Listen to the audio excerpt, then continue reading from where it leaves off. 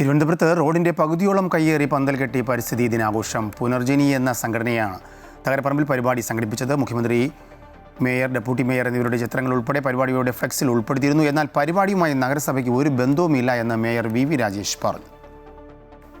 ദിനാചരണത്തിന്റെ ഭാഗമായി ആമേഴഞ്ചാൻ തോട് പാർവതി പുത്തനാർ മെഗാ ക്ലീനപ്പ് ക്യാമ്പിനോടനുബന്ധിച്ചാണ് പരിപാടി. വേദി ഒരുക്കിയത് റോഡിന്റെ പകുതിയും കയ്യേറി ഗതാഗതം തടസ്സപ്പെടുത്തി.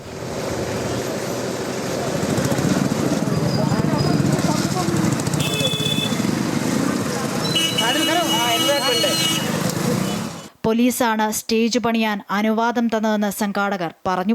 എന്നാൽ അങ്ങനെ അനുവാദം നൽകിയിട്ടില്ലെന്ന് പോലീസും വ്യക്തമാക്കുന്നു. പരിപാടിയുടെ ഫ്ലെക്സുകളിലും പ്രചാരണ സാമഗ്രികളിലും തിരുവനന്തപുരം കോർപ്പറേഷന്റെ പേരും മേയർ വി രാജേഷിന്റെ ചിത്രവും ഉൾപ്പെടുത്തിയിരുന്നു. പരിപാടിയുമായി കോർപ്പറേഷന് യാതൊരു ബന്ധവുമില്ലെന്ന് മേയർ പ്രതികരിച്ചു. കോർപ്പറേഷൻ അത്തരത്തിലൊരു പരിപാടി തീരുമാനിച്ചിട്ടില്ല. നിങ്ങൾ കോർപ്പറേഷനിൽ അന്വേഷിച്ച് നോക്കുക.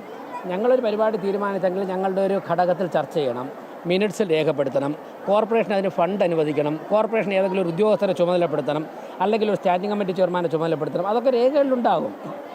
ഇത്തരത്തിൽ ഒരു രേഖകളുമില്ല. ഞങ്ങൾ അങ്ങനെ ഒരു പരിപാടി ചർച്ച ചെയ്തിട്ടുമില്ല. കോർപ്പറേഷന്റെ പേരും ഔദ്യോഗിക ചിഹ്നവും ദുരുപയോഗം ചെയ്തതായി കണ്ടെത്തിയാൽ സംഭവത്തിൽ അന്വേഷണം നടത്തുമെന്നും ആവശ്യമായ നടപടികൾ സ്വീകരിക്കുമെന്നും വി രാജേഷ് അറിയിച്ചു.